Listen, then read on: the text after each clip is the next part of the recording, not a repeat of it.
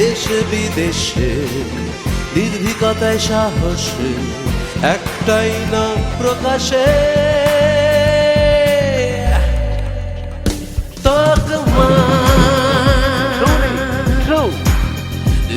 তকমা তকমা।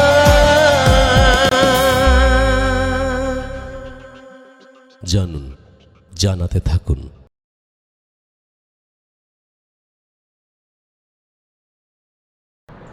अब आपको रिचर्ड सर बताएंगे इस कार्यशाला और हमारी उपस्थिति के बारे में।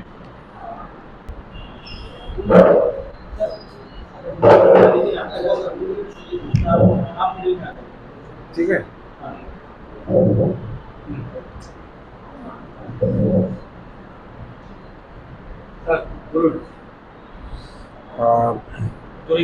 আমরা এই প্রথমত এই যে অনুষ্ঠানটা আমরা যা আয়োজন করেছি, এইটা আমি প্রথমে আমাদের কাউন্সিলের একটা প্রোগ্রাম ছিল, ওটা হায়দ্রাবাদে। ওখানে প্রথমবার আমি স্যারের সঙ্গে যোগাযোগ হয়েছিল, আর শিলা ম্যাম যে ছিলেন আর যে আছে ওনার সাথেও আমাদের পরিচিত হয়।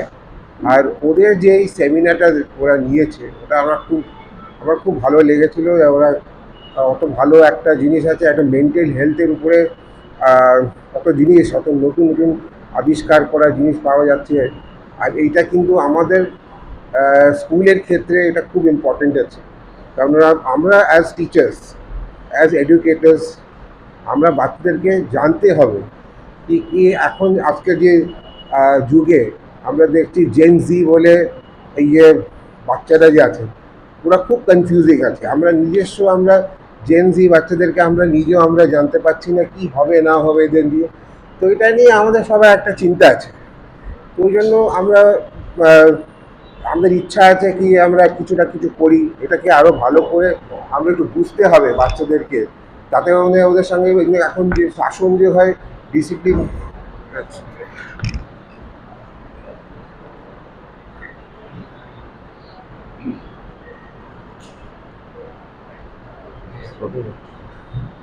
আজকাল যে আমরা যে দেখলাম যে বাচ্চাদের যে শাসন করা হয়, যে ডিসিপ্লিন যে আগে, এখন আমরা কি করছি যে বাচ্চাদেরকে যখন টিসি দিচ্ছি, এক্সপেলশন করছি, তারপরে সাসপেন্ড করছি, এইটা কিন্তু এখন আর আমরা করতে পারবো না। এটা আমার জানাশোনা আছে, কারণ যখন আমরা এখানে গেছি, এটাতে কী হচ্ছে বাচ্চাদের একটা মেন্টাল হেলথের বিশেষ করে এখানে অনেক কিছু একটা ব্যথা হয়। তো ওই কারণের জন্য আমাদের আরেকটা নতুন ব্যাপারগুলো শিখতে হবে, মানে বাচ্চাদেরকে জানতে হবে কি আমরা কেমনি করে ওদেরকে এই করতে হবে। আর আমরা তো জানি এমনি কর্পোরাল পানিশমেন্টে এইগুলো ব্যাপার আছে, অনেকগুলো নিয়ম কানুন আছে, লজ অনেক কিছু আছে which is more effective for students. তারপরে চাইল্ড প্রোটেকশন অ্যাক্ট আছে, অনেক কিছু ব্যাপার আছে যেটা আমরাও অ্যাজ এডুকেটার্স, অ্যাজ টিচার্স, এটা আমরা ভালো করে বুঝতে হবে। আজকাল পুরোনো জামানার মধ্যে যেমন ছিল মারধর করতাম বাচ্চারা, টিচাররা বাচ্চাদেরকে করতো, হয়তো বই ছুঁড়ে ফেলতো, মাটিতে বসাতো, এইসব শাসনগুলো আমরা সব খেয়েছি। আপনার যার কানমোলা, উঠবস করা, তো এইসব এখন কিন্তু এগুলো এখন সব কিছু করা যাবে না। এমনিতেই বিশেষ করে ইভেন যখন বললে আমি আর বদমাশি করবো না, একটা লাইনস আমরা লিখতাম, 100 বার লিখতে হবে, 200 বার লিখতে হবে, এইটাও আমরা দিতে পারছি না। It is nothing but physical torture to the child. তো আজকাল দিয়ে আপনি দেখবেন যে it is become very different.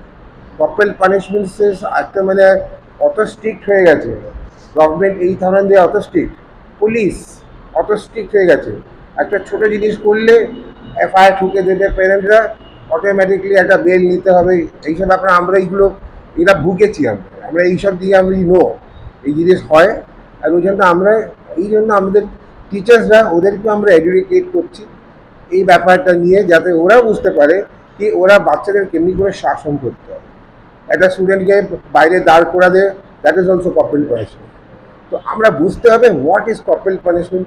এইটাও একটা জিনিস আছে যেটা আমরা টিচার্সদেরকে, যাতে ওদের প্রোটেকশনের জন্য, ওদের সুবিধার জন্য, যাতে এটা ভবিষ্যতে ওদের কোনো এইসব ভোগ করতে হয় না, এফআইআর ফাইল করো, এই করো। তো এইটা আমাদের জন্য এইটা হচ্ছে এই আমরা এই কনফারেন্সটা মানে সেমিনারটা আমরা আয়োজন করেছি। আর আশা করি স্যারের সঙ্গে তো এইবারে ফার্স্ট টাইম আমাদের হবে, কিন্তু এই যে মিটিংটা হবে, এই সেমিনারটা হবে, এটা 4 ব্লকসে হবে, যেমন স্যার বুঝিয়েছেন আপনাদেরকে। তো এই প্রথমবার যেটা হচ্ছে এইটা আমাদের জুলাই মাসে হবে, নেক্সট আমরা হয়তো অগস্ট মাসে হবে। এখন ডেটসগুলো ঠিক করে আমরা ফাইনালাইজ করিনি, কিন্তু এটা হয়তো একবার সেপ্টেম্বর তো আমাদের এক্সাম হবে, তো ওই জন্য সেপ্টেম্বর হবে না, একটা অক্টোবরতে হতে পারে, একটা নভেম্বর বা ডিসেম্বর হতে পারে।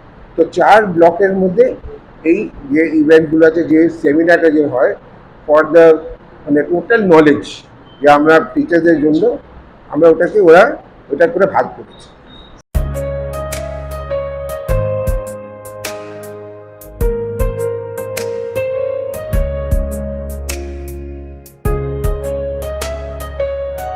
ঢালাই হোক বা ভিত, এই সিমেন্টেরই হবে জিত। শহর থেকে গ্রাম নির্মাণে একটাই নাম, রশ্মি সিমেন্ট। এবার নির্মাণ হবে সুপারহিট। मेरा नाम शेखर शेषाद्री है। मैं बाल और किशोर मनोरोग क्षेत्र से हूं।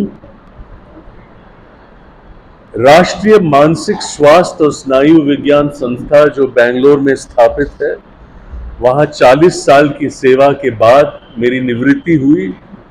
सेवानिवृत्ति के बाद मैं एक राष्ट्रीय पहल और एकीकृत संसाधन बाल संरक्षण, मानसिक स्वास्थ्य और मनोसामाजिक देखभाल में काम कर रहा हूं। सलाहकार के हैसियत से ये भारत के 29 राज्य और 4 यूनियन टेरिटरी में ये काम जारी है, और ये काम 4 क्षेत्रों में है। हम बाल संस्थाएं बाल सुरक्षा के क्षेत्र के सीमावर्ती कार्यकर्ता जो हैं उनके साथ, मानसिक स्वास्थ्य के क्षेत्र में जो विशेषज्ञ हैं उनके साथ, कानून और पॉलिसी में जो है उनके साथ, और शिक्षा के क्षेत्र में हमारा काम जारी है। साथियों, इस काम को हम ट्रांस डिसिप्लिनरी अप्रोच कहते हैं। संक्षिप्त में समझाता हूं। एक मेंटल हेल्थ प्रोफेशनल को किसी शिशु या बच्चे में आघात, ट्रॉमा और उसका परिणाम जो है, जिसको पोस्ट ट्रॉमेटिक स्ट्रेस डिसऑर्डर कहते हैं, वो डायग्नोज करना बस नहीं है। अगर ये कोई ऐसी घटना है जिसका फिर कानूनिक प्रक्रिया शुरू होता है, तो उस बच्चे को कानून की प्रक्रिया में क्या झेलना पड़ता है, वो भी सदमा का एक संदर्भ है। तो एक मानसिक विशेषज्ञ को कानून जानना बहुत जरूरी है। उसी तरह से किसी जज को केवल गवाही सुन के निर्णय देना बस नहीं है। बच्चा कौन है? 4 साल का, 6 साल का जो सुनता नहीं बोलता नहीं, 9 साल का और दिव्यांग है, या 14 साल की जो बिल्कुल घबराई हुई है। तो एक जज को मेंटल हेल्थ और developmental implications of evidence gathering, बच्चे की विकास, भाषा की क्षमता कितनी है, यह जानना बहुत जरूरी है। पिछले कई साल से जितने भी केंद्रीय सरकार और राज्य सरकार के एजुकेशन बोर्ड जो हैं, सेंट्रल बोर्ड्स और स्टेट बोर्ड्स और स्कूल कंसोर्टियम्स जो हैं, इनके साथ स्कूल मेंटल हेल्थ, एक स्कूल बच्चों की खुशहाली का इकोसिस्टम। तो स्कूल का दायित्व जो है, उनकी जिम्मेदारी केवल शिक्षा, लिटरेसी, न्यूमरेसी, लाइवलीहुड, कैरियर नहीं है। वो है, वो इंपॉर्टेंट है। हमारे हिसाब से शिक्षा का उद्देश्य है एक समान अधिकारी व्यक्तित्व का विकास। समान अधिकारी, एक सामाजिक तौर से नागरिकता जो है, socially responsive and socially responsible citizen, नागरिकता, और एक ऐसा व्यक्तित्व जो कला, प्रकृति, रिश्ते, भावना, संगीत, नृत्य, रंगमंच, दुनिया, इसको समझना, ये एजुकेशन का मुख्य भाग बनता है। अब जो बच्चे स्कूल में आते हैं, जैसे इस स्कूल में बच्चे आते हैं, ये स्कूल जो है ये ऐसे एक समुदाय का एक प्रतीक है जहां हम बच्चों की मानसिकता, क्योंकि जो 1000-2000 बच्चे स्कूल के गेट पार करके क्लास में आते हैं वो सब समान नहीं है, वो अपने अनोखी ब्रह्मांड से आते हैं। किसी एक बच्चा जो है वो अच्छे खुश परिवार से आता है, किसी एक बच्चे का परिवार जो है उसमें बहुत प्यारी नानी किसी बीमारी से झेल रही है, किसी और बच्चे में माता पिता के बीच में अनबन है, किसी और बच्चे के साथ स्कूल में दादागिरी हो रही है, किसी और बच्चे को लिखने पढ़ने में कोई तकलीफ है। सबका एक अनोखा व्यक्तित्व होता है, अनोखा ब्रह्मांड होता है। उसको पहचानना और उसके मुताबिक स्कूल सिस्टम में जो टीचर्स हैं और जो काउंसलर्स हैं उनको किसी बच्चे में लाल चिन्ह देखना, ये बच्चा जो पूरे एकेडमिक ईयर में हंसमुख मिलनसार था, ये एक हफ्ते से क्यों गुमसुम हो गया है।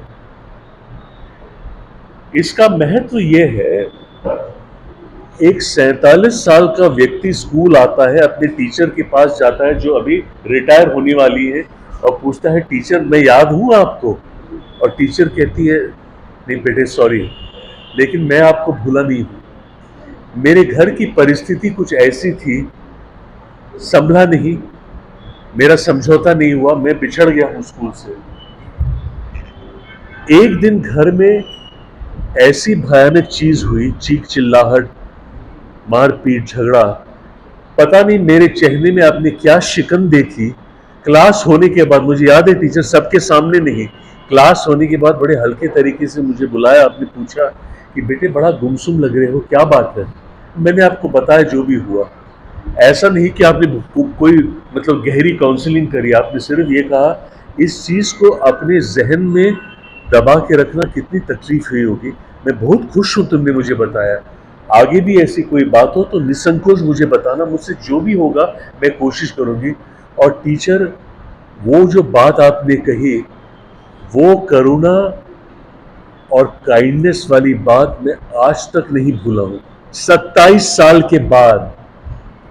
तो ये 2 मिनट जो है बच्चों का ब्रह्मांड जो है, उनके अनुभव, उनकी पीड़ा, उनकी विडंबना को समझना और एक काइंड शब्द के बेटे कैसे हो, क्योंकि हर बच्चा जो है उसको ये लगे कि मैं नोटिस हुआ हूँ, टीचर ने मुझे नोटिस किया, टीचर ने मुझसे पूछा। क्योंकि बचपन जो है वो एक ऐसी अवधि है किसी भी व्यक्ति के विकास में, वो ऐसी अवधि है जहां स्नेह, संबंध और संपर्क जितना हो उतना सांत्वना और आश्वासन और साहस मिलता है कि मेरी भी कोई वैल्यू है, मेरी मान्यता है, मेरी मुख्यता है। तो कुछ इस संकल्पना को लेके, चूंकि काउंसिल जो है, जो अनेक स्कूल चलाते हैं और ये स्कूल भी उस काउंसिल का एक भाग है, काउंसिल के लिए हमने प्रिंसिपल्स के लिए एक गोष्ठी करी, कार्यशाला, जिसमें हमने schools as a well being ecosystem, उसके आधार पे कई स्कूल्स हमें व्यक्तिगत तौर से इंडिविजुअल स्कूल्स में उनके टीचर्स के साथ काम करने के लिए हमें आमंत्रित किया। जैसे रिचर्ड साहब ने हमें आमंत्रित किया है इस स्कूल में। ये सत्र जो है 3 भाग में होगा। ये पहला भाग है 3 दिन का। इस 3 दिन में अलग अलग सत्र हैं। हम बाल विकास के बारे में बात करेंगे, बाल संरक्षण के बारे में बात करेंगे, बच्चों और बचपन के बारे में बात करेंगे, मानसिकता के बारे में बात करेंगे, क्रिया, प्रक्रिया और प्रतिक्रिया की बात करेंगे, और क्या आप ऐसी चीज कह सकते हैं जिससे बच्चों को आश्वासन मिले और सांत्वना मिले। इसको हम कहते हैं स्कूल वेलबींग। और ये बहुत ही खास इसलिए है क्योंकि हायर एजुकेशनल इंस्टीट्यूशंस और पाठशालाओं में भी उच्च न्यायालय का आदेश जो आया है, 15-18 रिकमेंडेशंस हैं उच्च न्यायालय की, खास करके क्योंकि किसी भी विडंबना, खास करके लिखाई पढ़ाई को लेके जब तनाव होता है तो बच्चे क्या निर्णय लेते हैं, जब दुनिया के बारे में जब बेबस हो जाते हैं या अपने असफलता को लेके बहुत चिंतित हो जाते हैं, तो फिर मानसिकता उनका गड़बड़ा जाता है और फिर कुछ ऐसी चीज़ें करते हैं जिससे उनको हानि पहुंचता है। और ये दुर्भाग्य की बात इसलिए है क्योंकि ये कल के नागरिक हैं, तो दायित्व बनता है इसीलिए कि स्कूल मेंटल हेल्थ एजुकेशन का एक अहम हिस्सा होना चाहिए, ताकि जीवन कौशल्य जो है, जीवन कौशल्य का मतलब ये है कि हम किसी भी व्यक्ति के लिए ये गारंटी नहीं कर सकते हैं कि भविष्य में कुछ नहीं होगा आपको, ये कोई गारंटी नहीं दे सकता, लेकिन चुनौती जो भी हो उससे जूझने की और झेलने की क्षमता जो है वो निश्चय इस तरह के एक्टिविटीज के द्वारा, आदेश उपदेश से नहीं, क्योंकि सलाह, आदेश उपदेश, सलाह और समालोचन में फर्क है।